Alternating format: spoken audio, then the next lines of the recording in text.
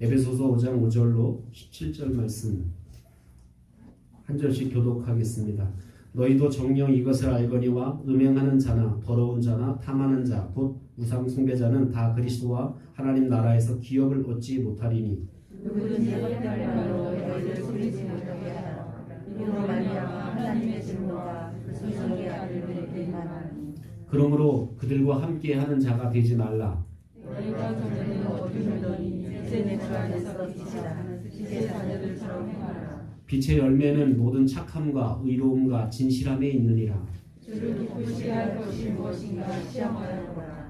너희는 열매 없는 어둠의 일에 참여하지 말고 도리어 책망하라. 그들이 은밀히 행하는 것들을 말하기도 부끄러운 것들이라. 그러나 책망을 받는 모든 것은 빛으로 말미암아 드러나느니 드러나는 것마다 빛이니라.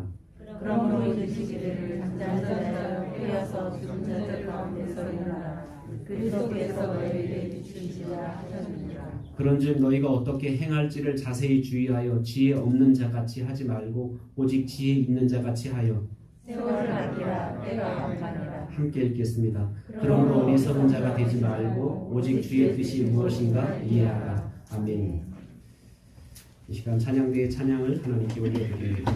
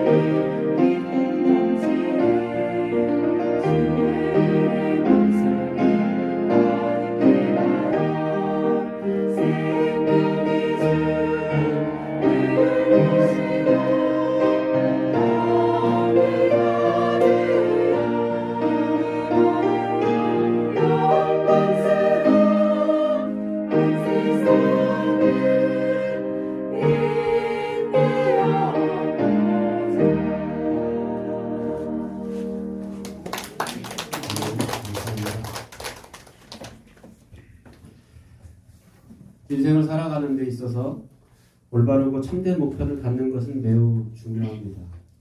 왜냐하면 목표라는 것은 내가 살아가는 방향이 될 수도 있고 또 내가 어느 쪽을 향해서 가는지를 지시하는 것이기 때문에 방향을 잘못 잡으면 우리가 열심은 내는데 그 사람 참 열심히 사는데 방향을 잘못 잡으면 이상한 쪽으로 나중에는 추락할 수밖에 없습니다. 그래서 우리가 목표를 잘 잡는 것은 굉장히 중요합니다. 그래서 예수님을 만나게 될 때 우리에게 하나님이 주시는 좋은 그 선물 중에 하나가 뭐냐면 하나님의 선물이 뭐냐면 인생의 목표를 발견하게 됩니다. 그래서 저도 청년 때 예수님을 만나게 됐고 그 예수님이 인생의 목표를 이렇게 예수님을 만나면서 제 인생의 목표가 달라졌어요. 내가 무엇을 위해 살아야 되는지 이것은 뭐 직업하고는 상관이 없고 어떤 방향으로 나가야 되는지 큰 그림 이것을 우리가 비전이라고 하는데 그런 비전을 보게 되고 비전을 이제 만나게 된다라는 사실입니다. 그래서 많은 사람들이 이렇게 그 목표를 잡는 것, 그래서 방향을 바로 잡는 것, 이것이 잘 안 되는 분들이 있어요. 그래서 그렇게 방향을 목표를 잘 못 잡는 분들은 뭐냐면 그냥 자꾸 이렇게 악순환이 계속되는 거예요. 이렇게 해보다 또 안 되면 또 이렇게도 해보고. 그러니까 방법을 자꾸 바꿔보는 거예요. 더 방법보다 더 앞서야 될 것이 뭐냐면 목표다, 방향을 잘 잡는 것.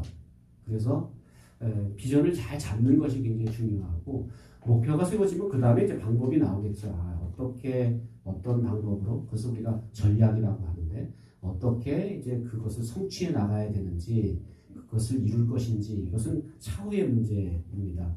그런데 저는 목표가 정해졌는데도 불구하고 목표는 늘 알아요. 우리 갈릴리 교회 목표도 잘 알아요. 재생산하는 교회가 돼야 되겠다. 목표를 알아요. 목표는 잘 아는데 문제는 그 목표를 위해서 너나 할 것 없이 다 그 목표를 향해 달려가느냐? 대부분 달려가지 못한다는 거예요. 왜냐하면 목표가 동기부여가 안 되기 때문에 그렇다는 거예요. 내가 왜 그 목표를 위해 살아야 되는지 그게 나한테 와닿아야 되는데 와닿지 않으면 그냥 내 삶에 와닿는 것에 우리는 먼저 내 손과 발을 사용할 수밖에 없다라는 거죠. 그래서 그런 의미에서 어떻게 보면 그 사도 바울도 이제 우리에게 목표를 제시해주고 있잖아요. 지금까지 앞에서 옛사람을 벗어버려야 된다. 그리고 새 사람을 입어야 된다라는 말씀을 계속 이 목표에 대해서는 크리스찬이면 이것에 대해서 나 인정 못하겠는데 이럴 사람 없을 거예요. 다 동의하는 목표예요. 옛사람 벗고 새 사람 입어야 되는 거 이거 다 알아요. 그런데 문제는 교회 나오는 사람들, 예수 믿는 사람들이 다 그러면 옛사람을 벗고 새 사람을 입느냐? 그렇지 못하다는 거예요. 왜 그러냐 하면 그 목표는 아는데 아는 뜻, 내가 어떤 방향으로 가야 되는 줄 아는데 그 방향으로 갈 만한 동력이 나에게 주어지지 않으면 결국 그렇게 살 수 없다라는 겁니다. 바울은 그래서 이 새 사람을 입는다는 게 뭔가 그것에 대해서 구체적으로 지난 시간에 6가지로 이야기하고 있잖아요. 6가지 생각나는 거 있으세요? 네. 이 동기가 잘 안 되면 그 6가지 잘 기억도 안 나고 내가 왜 그렇게 살아야 되는지 이해가 잘 안 될 수도 있다라는 겁니다. 그래서 지난 시간에 6가지는 진리를 말하는 삶을 살자. 우리 거짓말하지 말고 진리를 말하자. 그리고 분노를 제어하는 삶을 살자. 그리고 도둑질하지 말고 정직하게 살자.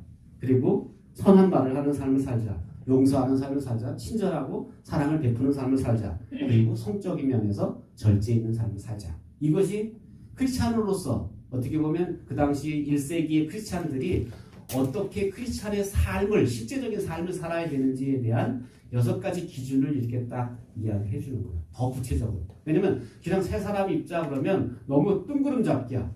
그래서 더 세밀하게 6가지로 적어도 크리스찬이면 이런 삶을 살아야 된다는 것을 이야기하고 있다는 겁니다. 그런데 이런 목표가 정해졌다고 해서 모두 다 그리스도의 새로운 삶을 살아가는 것이 아니다라는 겁니다. 왜냐하면 그렇게 살만한 힘이 없는 거야.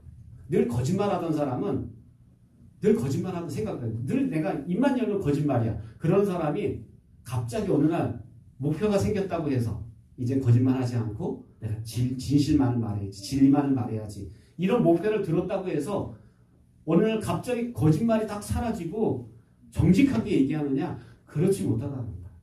그렇게 살 수 있는 뭐가 있어야 돼? 힘이 필요하다라는 거. 동력이 필요하다라는 겁니다.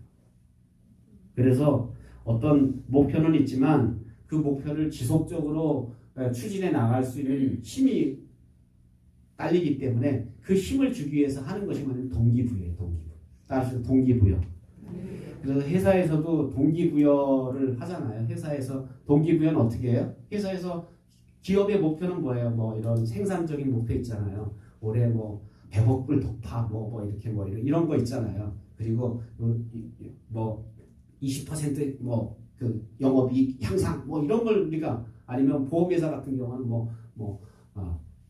10,000명 이렇게 뭐라 하죠? 보험 체결하는 걸 하여튼 뭐 그런 목표를 이렇게 딱 이렇게 뭐 이렇게 게시판 같은 데 걸어 놓잖아요. 그리고 저도 그거 이렇게 한번 본 적 있는 어떤 사무실 갔는데 그 옆에 보험회사가 있었어요. 아침에 쫙 거기 이렇게 서더라고요. 서더니 딱 이렇게 주먹 쥐고 으쌰 으쌰 이렇게 앞에서 부르면 그걸 따라서 복창하고 이렇게 하고 열심히 삽시다. 그리고 화이팅 하고 이제 헤어지더라고. 그런데 그 목표를 우리가 다 정하지만 그 목표대로 다 사느냐는 거야. 살 만한 힘이 없어. 그래서 회사에서는 그것을 그렇게 살 수 있도록 움직이기 위해 동기부여를 어떻게 해요? 그 성과를 이루는 사람의 성과금 돈으로 보상한다든지 아니면 승진으로 보상한다든지. 이번에 이거 달성하는데 혁혁한 공을 세운 사람은 승진합니다. 승진으로 때로는 금전으로 보상을 한다든지 또 뭐 여러 가지 인사고과에 반영한다든지 이런 것을 통해서 이제 동기를 부여한다라는 겁니다. 그래서 이렇게 그 목표에 따라서 동기가 부여되면 사람들이 그 목표를 내 마음에 안 들어도 그 목표를 향해 동기부여가 됐기 때문에 나는 이번에 돈이 필요한데 어떻게 해서 내가 그 목표 설정 내가 상금은 내가 받을 거야 라고 하면서 열심히 이제 낼 수 있는 힘을 얻게 된다라는 겁니다. 이렇게 동기부여라는 건 뭐냐면 뭔가를 이렇게 하려고 하는 의욕을 이렇게 불러일으키는 거죠. 뭔가 할 만한 그런 힘을 끌어내는 것을 우리는 동기부여한다고 하는데 그래서 목표를 향해서 어떤 동력, 힘을 발휘하도록 하는 것이 우리가 동기부여다라고 이렇게 말합니다. 그래서 영어에서 motivate라는 말은 자극한다라는 뜻이 이렇게 자극한. 뭔가 이렇게 가만히 있는 사람을 이렇게 자극해서 동기부여해서 그 목표를 향해서 나아갈 수 있도록 이렇게 제시한다라는 겁니다. 제가 놀란 것은 사도 바울이 굉장히 이 사람이 이제 사실 뭐 헬라 학문으로도 굉장히 학적인 사람이잖아요. 그러니까 굉장히 아주 이런 면에서 치밀해요. 그러니까 목표 딱 큰 목표 세워놓고 그 다음에 작은 중간 목표 또 실천할 목표 세워놓고 오늘 본문 내용은 무슨 뜻이냐면 동기부여하는 거예요. 왜 그렇게 살아야 되는지 왜 우리가 그렇게 살 수밖에 없는지 그 이유를 설명해 주고 있다는 겁니다. 그래서 그런 면에서 보면 바울이 굉장히 동기부여를 잘하고 있다라는 그런 모습을 보게 됩니다. 그래서 제가 오늘 설교 제목을 새롭게 살게 하는 동기 이렇게 새로운 삶을 살게 하는 동기 바울이 제시하는 동기는 과연 무엇인가? 무엇이 우리와 하여금 그렇게 살지 않으면 안 되게 하는가? 여러분도 그렇지 않겠어요? 그 뭔가 동기부여가 돼야 신앙생활이 이게 성장하고 이게 올라가지 않겠어요? 그래서 좀 이건 세속적인 방법이지만 새벽기도 빠지지 않는 사람에게 이번에 장로됩니다. 그러면 그게 그런 방법으로 막 이렇게 또 아니면 헌금 얼만큼 하는 사람이 뭐가 됩니다. 이런 식으로 이렇게 약간 세속적인 방법으로 교회 안에서도 동기부여를 하는 이유는 뭐냐면 사실 그렇게 저는 그런 생각. 교회가 세속적인 방법으로 동기부여하면 안 먹혀야 되는데 미안한 얘기지만 그게 자꾸 좀 먹히니까 교회가 자꾸 그런 방법을 쓰는 거예요. 그래서 제가 교회 건축을 할 때도 이렇게 목사님 그 헌금한 거 이렇게 쭉 여기다 이렇게 게시판에다가 이렇게 하고 그래프 그리고 이렇게 해야 돼요. 그러면서 누가 저한테 이제 선배가 충고를 해요. 그래서 아버지 그건 아닌가 봐. 그건 아니다라는 그 마음이 드니까 아무리 그 목표로 가는 길이 그게 좋은 길이라 하도 그게 성경적이지 않느냐. 그거 하나님이 기뻐하는 일이 아니라면 그건 해서는 안 된다라는 거야. 그래서 우리가 올바른 동기부여가 굉장히 중요한데 오늘 사도 바울을 보면 이런 세속적인 방법으로 동기부여한 게 아니라 성경적인 방법으로 동기부여해서 그렇게 살아야 되겠구나. 그렇게 살지 않으면 안 되겠구나. 이런 생각을 갖게 했다는 사실입니다. 사도 바울은 앞에서 새로운 사회인 교회, 하나님이 이 율법으로 지배받던 율법 사회에서 이제 새로운 사회인 새로운 교회를 하나님이 창시하셨는데 이 교회는 옛날 사회, 율법으로 지배받던 사회가 율법이 기준이었다면 새롭게 세워진 이 새 사회에는 새로운 기준이 필요하다는 거예요. 그게 뭐예요? 은혜와 믿음. 은혜와 믿음이다. 율법 사회에서는 율법이 기준이 됐고 특히 율법을 지켜야 바리새인이 되고 율법을 지켜야 거기서 의인이라고 인정을 받을 수 있는데 이제 새로운 사회인 교회에서는 어떻게 된다는 거예요? 은혜를 덧입어야 살 수 있는 신이고, 그러니까 은혜를 의지하는 것, 은혜를 의지한다는 겸손해야, 겸손하게 은혜를 의지해야 되고, 그리고 믿음으로써 주어지는 것이다라는 것을 강조하게 됩니다.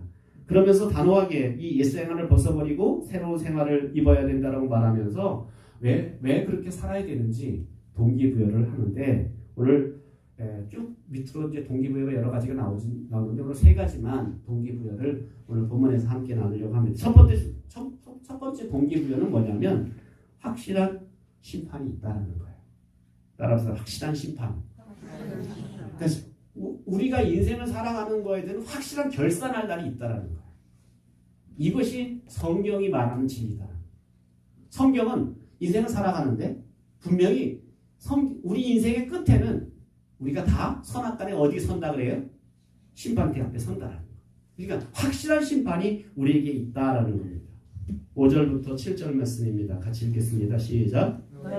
정녕 이것을 알거니와 음행하는 자나 더러운 자나 탐하는 자나 곧 우상숭배자는 다 그리스도와 하나님 나라의 기업을 얻지 못하리니 누구든지 헛된 말로 너희를 속이지 못하게 하라. 이로 말미암아 하나님의 진노가 불순종의 아들들에게 임하느니 그러므로 그들과 함께 하는 자가 되지 말라.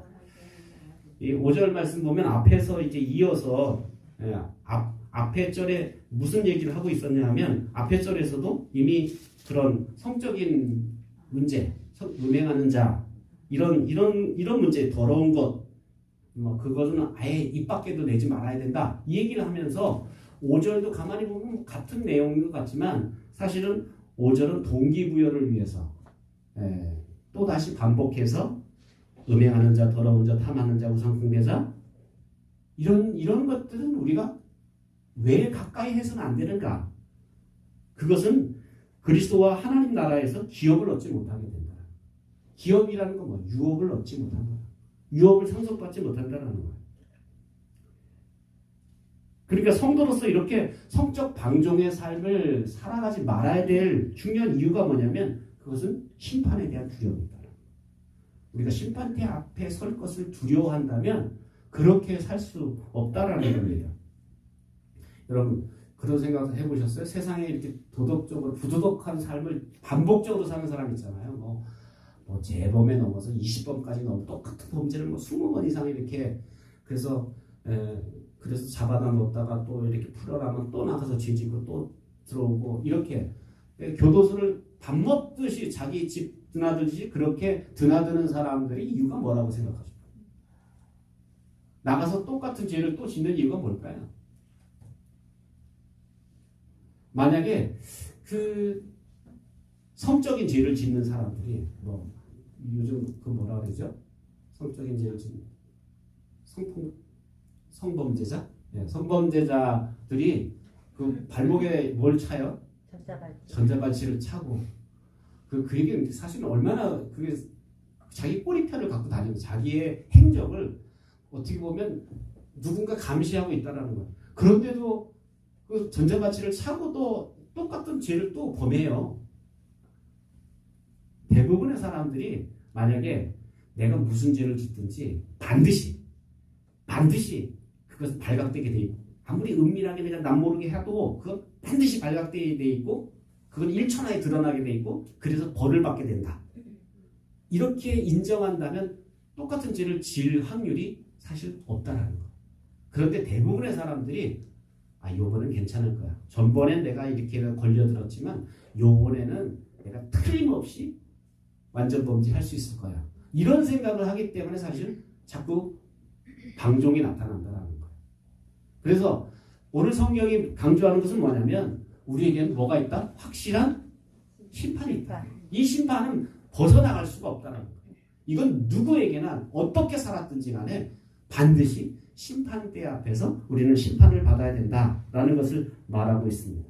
그래서 만약에 음행을 할 때 이거 반드시 발각돼서 벌을 받게 된다라고 생각하면 아무도 그 일을 저지를 사람이 없을 것이다라는 겁니다. 그런데 바울은 우리가 정령 이것을 알거니와 그랬어요. 정령.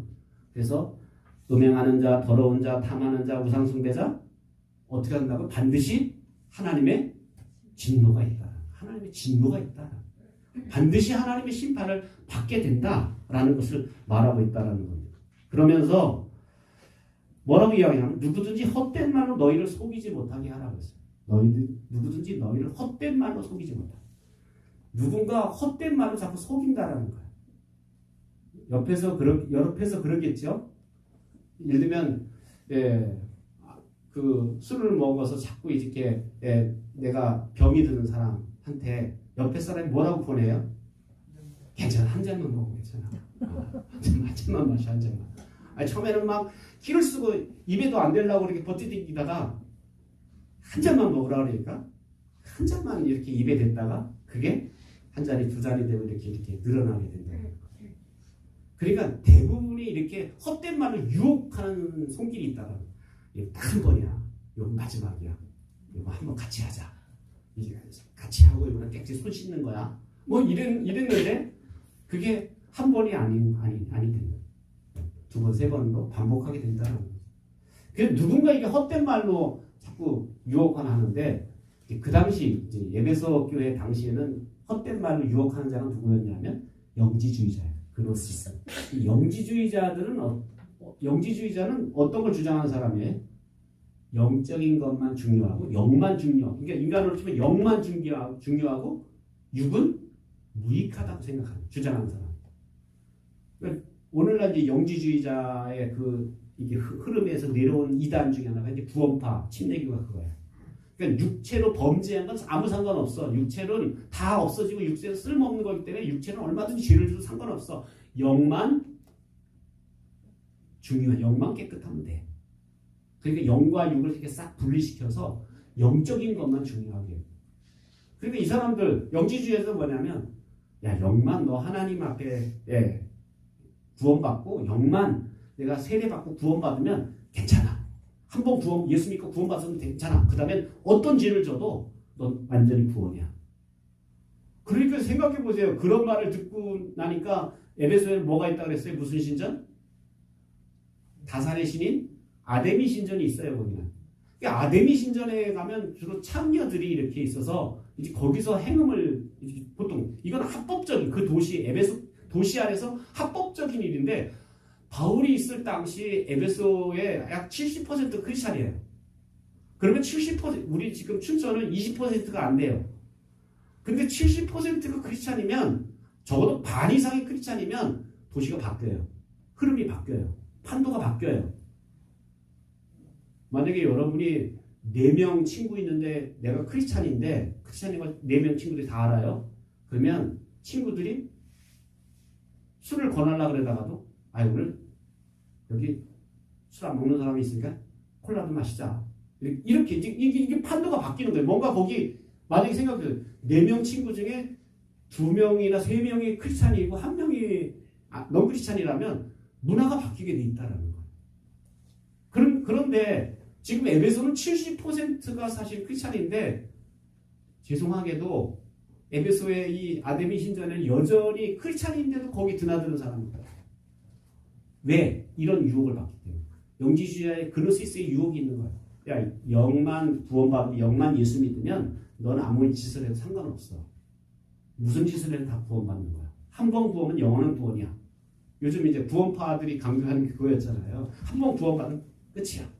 그러니까 무슨 짓을 저질러도 그러니까 그 구원파가 나중에 이렇게 이상한 짓을 하는 이유는 뭐냐면 그게 교리적으로 그게 아주 세뇌가 다는 거예요. 무슨 짓을 저질러도 그래도 우리는 영만 예수 믿으면 구원받는다. 이런 확신이 있습니다. 그러니까 생활 속에서는 변화가 될래야 될 수가 없다는 거예요. 여전히 음행하고 여전히 그런 곳에 드나드는 그런 인생이 될 수밖에 없었다는 거죠. 그러니까 뭐 오늘날 우리에게도 그런 유혹이 있다라는 거야. 야 하나님 심판 같은 게 어디 있어? 없어. 죽으면 다 끝이지 무슨 천국 지옥이 있겠어. 야 이 세상에 너한테 주어진 기회 때 그거 마음껏 못 즐겨? 못 즐기는 게 바보지. 뭐 이러면서 우리 주변에 있는 사람들이 얼마나 우리를 유혹하고 우리를 이렇게 넘어뜨리려고 하는지 모른다라는 거예요. 그런데 사도 바울은 이런 어리석은 말로 너희를 넘어뜨리려고 하는데 속아 넘어가지 말라라고 말하고 있습니다. 왜? 반드시 뭐가 있다? 심판이 있다는 거. 우리가 그러나 이 말씀을 적용할 때 주의해야 될 점이 있습니다. 예를 들어 단 한 번의 부족한 행위나 말이나 행동을 해서 하나님 나라에 들어갈 자격이 없어? 하나님 나라의 유업을 받을 수 없어? 이렇게 이해하면 굉장히 곤란해진다는 거예요. 여러분 만약에 한 번이라도 내가 이런 음란한 생각이나 음란한 행동이나 음란한 어떤 짓을 해서 한 번에 딱 그래도 만약에 하나님 나라의 커트라인에서 탈락이라면 과연 하나님 나라에 들어갈 수 있는 사람이 있을까요? 그렇게 하나님 나라에 들어갈 자격을 얻은 사람이 없을 거다라는 겁니다. 그래서 이 본문의 말을 우리가 이해해야 될 건 뭐냐면 우리가 연약해서 그런 죄를 범할 수 있지만 후에 부끄러움을 느끼고 겸손한 마음으로 회개하는 사람들은 하나님 뭐 어떻게 하셔요? 용서해 주신다는 거예요. 또 어떤 사람은 또 이것도 악용해. 그럼 용서해 주시지. 그러니까 마음껏 놀아. 그러니까 이게 정말 악독한 사람은 이게 뭐 요리하면 요렇게 빠져나가고 조리하면 저렇게 빠져나가고 별짓을 다 한다니까.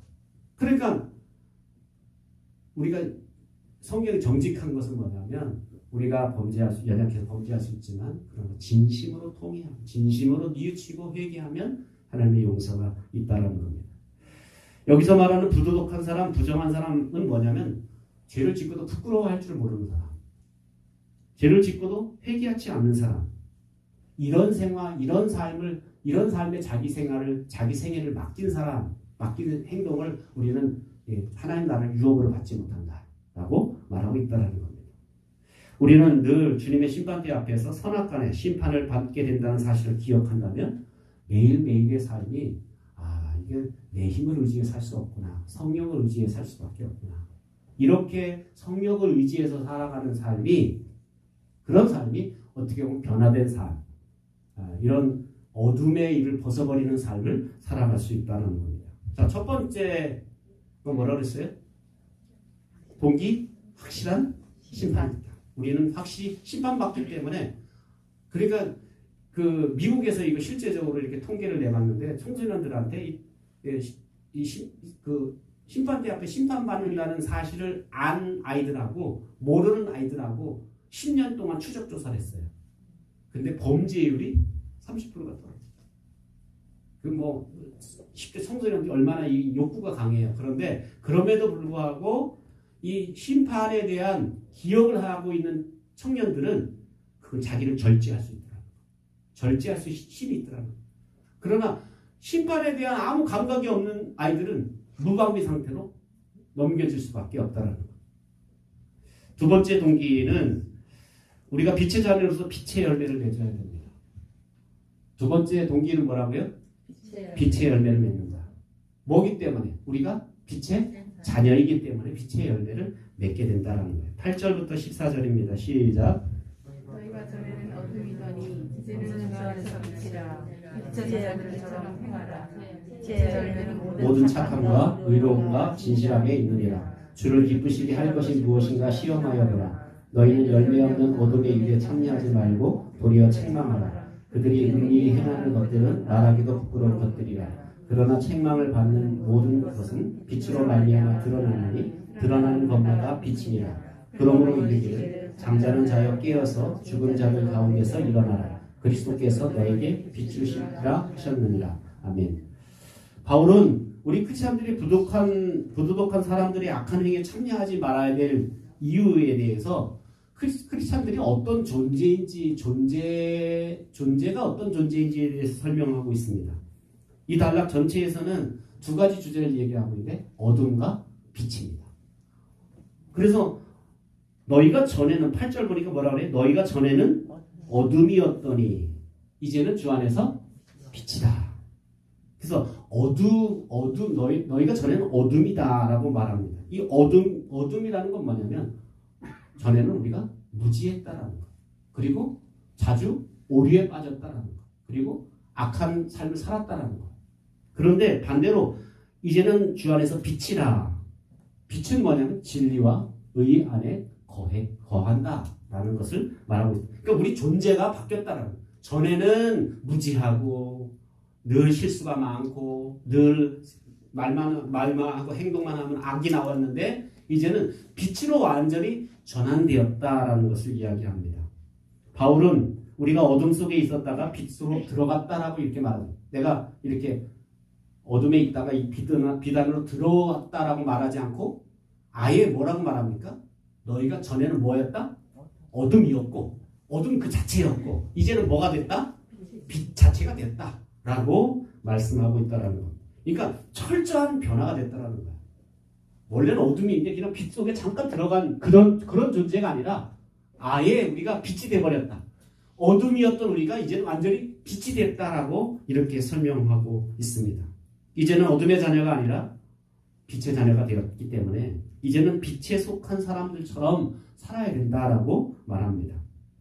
그러니까 그리스도의 행동, 그리스도인들의 행동이 그리스도인다운, 그리스도인에 맞는 그런 신분에 걸맞게 살아야 된다라는 겁니다. 왜냐하면 너희가 빛이기 때문에 빛을 발해야 되고 빛이기 때문에 밤 속에 살 수 없고 어디 속에 살아야 돼? 낮 속에 살아야 되고 빛이기 때문에 너희 속에는 어둠의 열매가 아니라 빛의 열매를 맺을 수밖에 없다라는 것을 말합니다.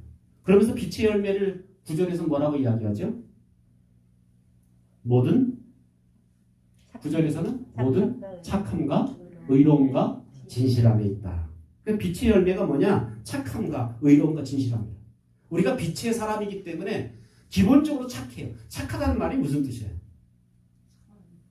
착하다. 아, 그 사람 참 착해요. 김정은 권사님, 정선수 착해요.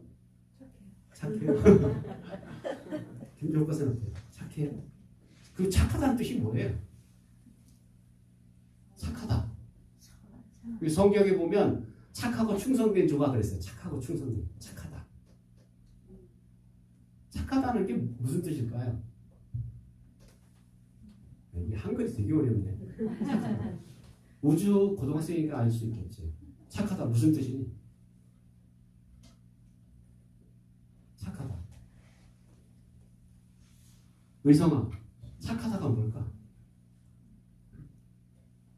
어떤 사람을 착하다 그래요?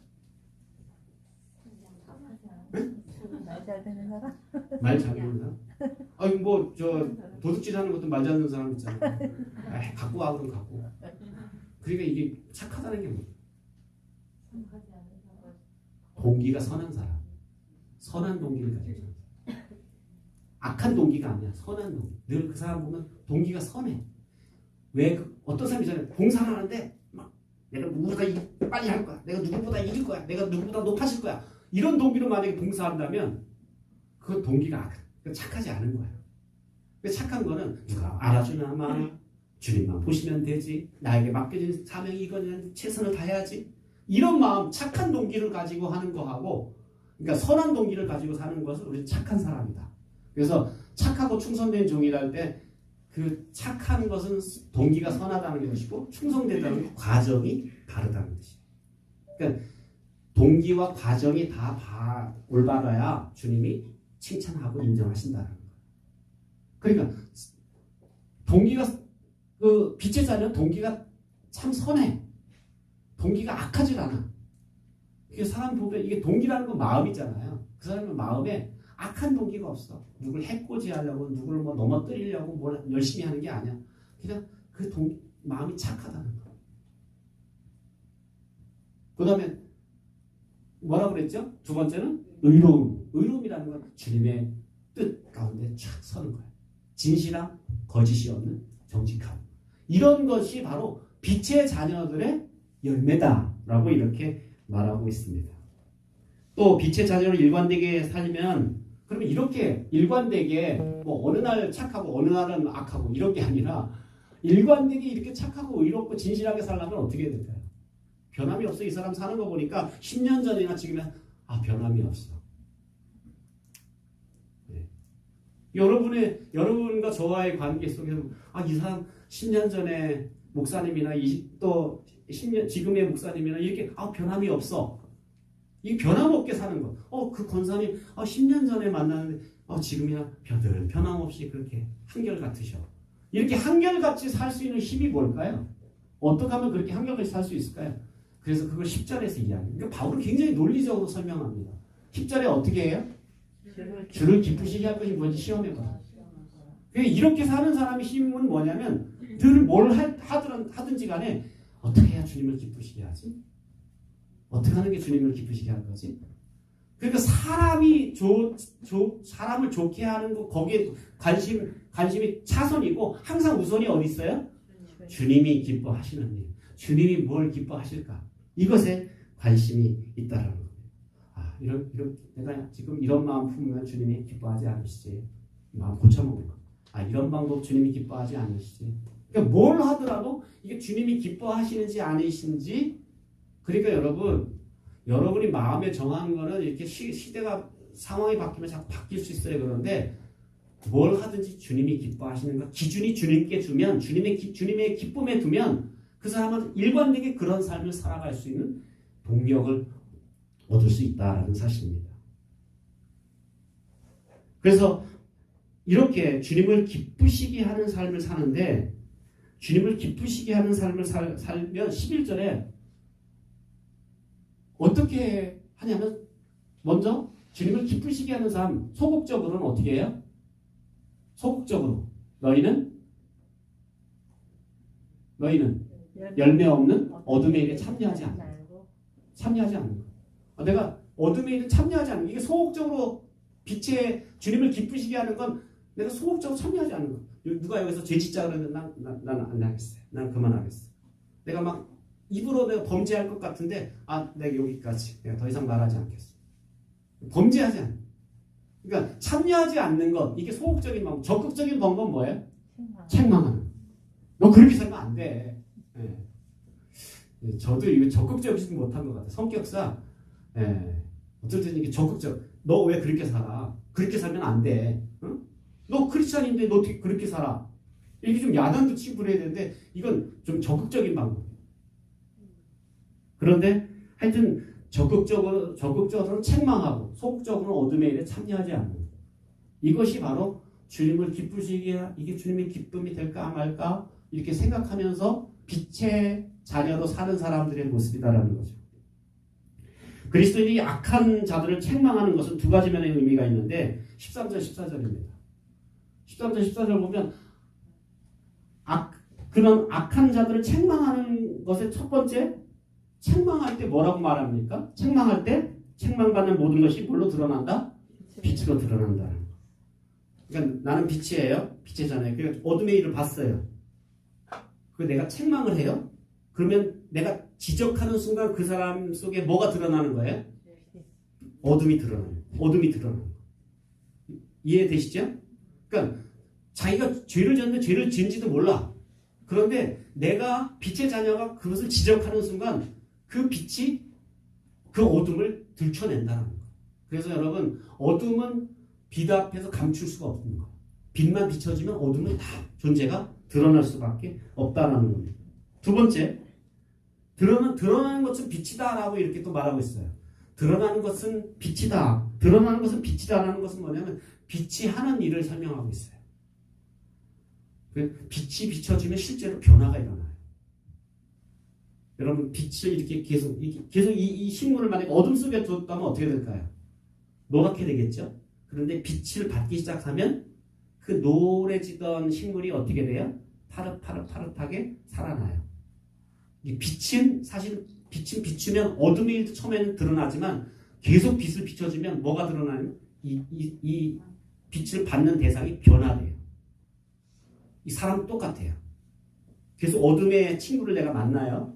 그런데 내가 빛을 계속 비추고 있으면 그러니까 빛을 비추니까 이 어둠이었던 사람들의 행실이 나도 이렇게 살면 안 되겠어.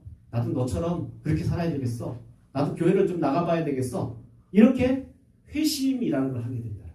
그래서 우리가 착한 빛된 삶을 통해서 마태복음 5장 보면 예수님이 너희의 빛된 행실을 통해 아버지께 영광을 돌리게 하라. 그러니까 우리의 착한 행실이 빛된 행실이 결국 상대방을 변화시키는 역사가 나타난다라는 겁니다. 이렇게 우리는 빛의 자녀들이 날마다 새로운 삶을 살아서 빛의 열매를 맺는 것처럼 우리가 또 그 빛을 우리 세상 사람들에게 또 어둠이 있는 곳에 비추는 사명이 우리에게 있다는 거. 그러니까 우리가 빛의 자녀이고 빛을 발하야 되는데 빛을 발하지 못하면 우리 사명이 끝나는 거예요. 빛인데 빛이 안 나. 전구인데 빛을 발하야 되는데 전구가 켜도 불이 안 켜져. 어떻게 돼야 돼요? 폐기 처분해야 돼요. 폐기 처분. 마찬가지로 우리가 분명히 빛이라고 했는데 너희는 세상의 빛이라고 했는데 빛인 우리들이 빛의 열매를 맺지 못하면 그 파괴되는 거예요. 폐기된다. 그래서 여러분이 우리가 빛이기 때문에 더 이상 이제는 어둠을 밝히는 존재지 우리가 어둠에 참여하는 존재가 돼서는 안 된다. 이해가 되시죠? 바울이 이렇게 두 번째로 동기부여하고 있습니다. 세 번째 동기부여 들어가겠습니다. 세 번째 동기부여는 첫 번째가 뭐라고 그랬죠? 심판. 두 번째 빛의 자녀로서 빛의 열매 맺습니다. 세 번째는 우리는 지혜 있는 자다라는 거. 우리는 어리석은 자가 아니라 지혜 있는 자다라는 거. 15절 17절입니다. 시작. 그런즉 너희가 어떻게 행할지를 자세히 주의하여 지혜 없는 자같이 하지 말고 오직 지혜 있는 자같이 하여 세월을 아끼라. 때가 악하니라. 그러므로 어리석은 자가 되지 말고 오직 주의 뜻이 무엇인지 이해하라. 바울은 우리가 어둠의 옷을 벗고 빛의 새 옷을 입는 이유에 대해서 두 가지를 전제하고 있습니다. 첫 번째로는 우리가 어리석은 자가 되지 말아야 되고 지혜로운 자가 됐다는 거. 따라합시다. 어리석은 자가 아니다. 우리 더 이상 이제 어리석은 자가 아니라 지혜로운 자라는 거예요. 그리고 우리는 우리는 지혜로운 자인데 그 지혜는 어떤 지혜냐면 우리가 어떻게 행동해야 될지를 알려주는 실제적인 지혜라는 거예요. 왜냐하면 그 당시 헬라 철학에서는 그들의 지혜는 뭐냐면 말장난하는 지혜였어요. 상대방의 말하면 그걸 받아치고 막 이렇게 서로 이렇게 논쟁하는 그런 말의 지혜였어요. 그런데 사도 바울은 그걸 알기 때문에 지혜 그 철학자들도 그렇게 말쟁이들처럼 말 잘해야 돼? 그 얘기가 아니라 그런 지혜가 아니라 이 지혜는 어떤 지혜다?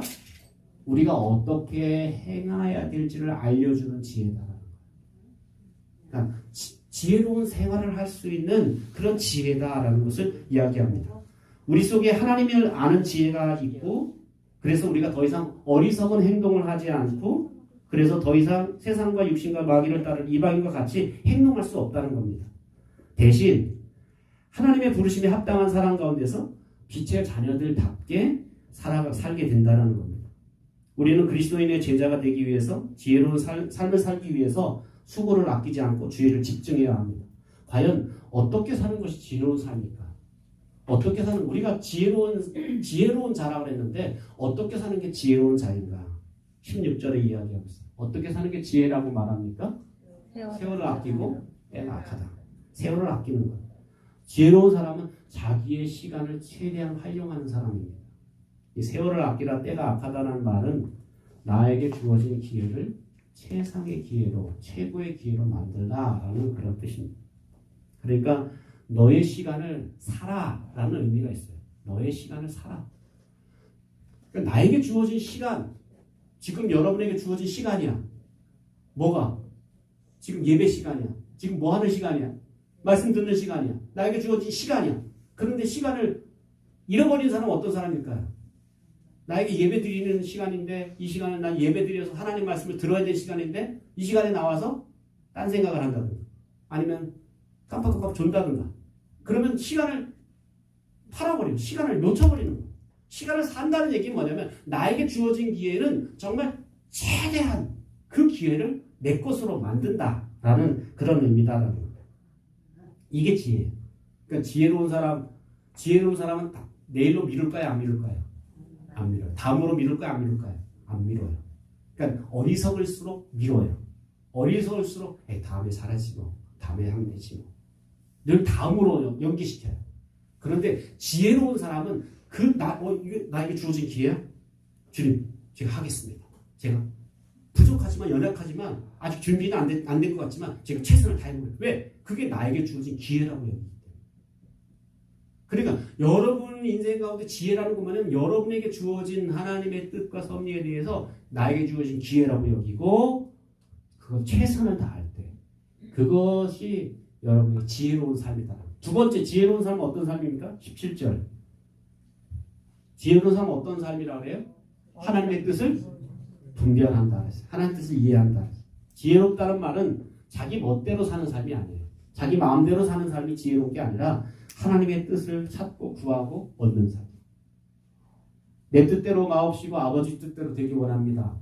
겟세마네 동산에서 예수님처럼 내 뜻이 아니라 아버지의 뜻을 찾고 아버지의 뜻을 구하는 것. 그래서 그 아버지 뜻이 무엇인지 알았을 때 목숨이라도 걸고 내가 그 아버지 뜻을 향해 나가는 것. 그것이 바로 지혜로운 삶이다 라는 것을 말하고 있습니다. 하나님의 뜻에는 이 하나님의 뜻에는 일반적인 하나님 뜻이 있고 특별한 하나님 뜻이 있습니다. 일반적인 하나님 뜻은 모든 사람에게 다 객관적으로 보편적인 거야. 예를 들면 우리 그리스도인은 그리스도를 닮아야 됩니다. 이거 일반적인 뜻일까요? 특별한 뜻일까요? 일반적인 뜻. 누구나 다 그리스도인이라면 그리스도를 닮아가야 돼. 이게 일반적인 누구나 다 해당되는 뜻이야. 그런데 특별한 뜻도 있어요. 그러니까 일반적인 뜻은 웬만큼 사람들이 다 분별을 해. 그런데 특별한 뜻은 내가 어떤 직업을 가져야 될까? 그 성경에 나와요? 야, 최영조, 너는 목사가 되거라. 이렇게 나와요? 안 나와요. 그러니까 이 특별한 뜻은 내가 찾아야 된다. 하나님의 뜻을 찾고 구하는 거야. 그래서 하나님의 뜻을 찾아야 돼.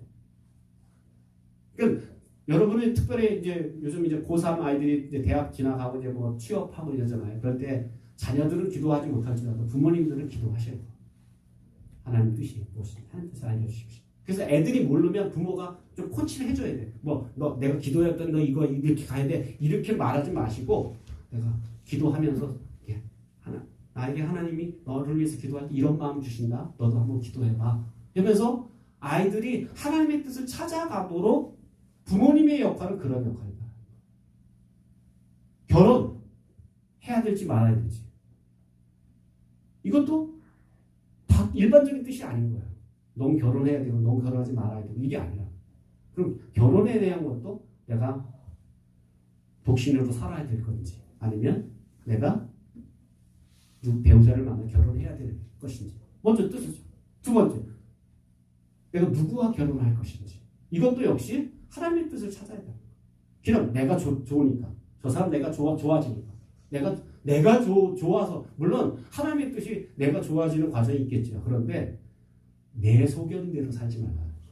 이게 제일 위험한 거예요. 제가 그래서 청년 때 자매들이 자꾸 기도회원들이 형제가 뜻이라는 거예요. 그래서 알았고 그거 알았는데 그런데 나에게 너한테 그렇게 하나님 마음 주셔서 나에게도 마음을 주셔야 되지.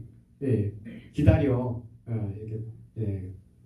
제가 많지는 않았지만 몇몇 자매들이 이렇게 기도해보고 자기들이 하나님 뜻인 것 같다고 이렇게 얘기해요. 그래서 그 하나님 뜻을 그렇게 편한 대로 생각되는. 왜냐하면 그냥 내가 좋아하는 마음같이 기도하면 그게 하나님 뜻이라고 잘못 생각하고 싶거든요. 그런데 정말 하나님의 뜻인지 내가 분별할 필요가 있다는 거죠. 네. 그래서 분별해야 결국 그런 결과는 지혜로워야 된다는 거예요. 어리석은 사람은 뜻을 잘 분별을 못해요. 어리석은 결정과 어리석은 결단을 하게 될 수밖에 없다는 거죠. 그래서 하여튼 내 소견대로 선택하지 않고 겸손히 하나님의 뜻을 찾고 구하는 것, 이것이 바로 지혜로운 삶이다라는 거예요. 그래서 이렇게 지혜롭게 살려고 하나님 뜻을 찾으려고 하는 사람이 어둠에게 들어올 틈이 있을까 없을까? 죄질 틈이 있을까 없을까? 없다라는 거야. 이렇게 하나님 뜻을, 이게 하나님 뜻이 어떤 게 기뻐하실까? 이런 걸 찾는 사람한테 어떻게 하면 죄질 짓까? 어떻게 하면 어둠의 일이 들어올 틈이 없다라는 겁니다. 사랑하는 성도 여러분, 우리가 그리스도인으로서 하나님 자녀답게 살 수밖에 없는 세 가지 동기가 있습니다. 첫 번째 동기는 늘 하나님의 심판을 염두에 두고 살자라는 거예요. 확실한 심판이 있기 때문에 늘 심판을 염두에 두고. 두 번째 동기는 우리가 빛의 자녀이고 빛의 열매를 맺어야 될 사람들이다. 더 이상 그러니까 어둠을 들춰내고 어둠을 밝혀야 될 존재인데 내가 어둠의 일을 하고 앉아있으면 어떻게 돼? 정신 나간 일이에요. 그러니까 교회가 빛의 역할을 해야 되는데 어둠의 일을 저지르고 있으면 그건 정신 나간 교회, 정신 나간 신자, 정신 나간 목회자가 될 수 있다. 그러니까 어둠의 일은 우리가 아예 그거는 얼씬도 할 수 없는 일이라. 왜? 빛의 열매를 맺어도 부족할 판인데 어둠의 일을 우리한테 훨씬 더 할 수 없다는 거예요. 세 번째 동기는 우리가 어리석은 자가 아니라 지혜로운 자다. 하나님의 뜻을 분별하는 자다. 그래서 하나님의 뜻을 늘 찾고 분별하는 그런 여러분 되시기를 주님의 이름으로 축원합니다. 기도하겠습니다. 좋으신 하나님 은혜를 감사합니다. 오늘도 주님께서 우리를 불러주셔서 말씀 듣고 깨닫게 해주신 것 감사합니다. 우리가 왜 옛사람을 벗어버리고 새로운 삶을 살아야 되는지, 왜 우리가 어둠의 일을 벗어버리고 빛의 행실로 살아야 되는지 그 동기를 깨닫게 해주신 것 감사합니다. 바울이 에베소 교인들을 동기부여했던 것처럼 오늘 주의 말씀이 우리를 동기부여해서 우리가 이 세상을 살아가는 삶에 옛날보다 더 많은 유혹과 더 많은 그런 혼란함이 우리 앞에 있지만 우리가 늘 집중하고 깨어 있어서 하나님의 뜻대로 사는 저희들이 될 수 있도록 축복해 주시기 원합니다. 하나님이 오늘 말씀을 듣고 결단한 모든 성도들 마음과 심령 가운데 주의 성령께서 함께해 주시길 바라오며 예수님의 이름으로 기도하옵나이다. 아멘.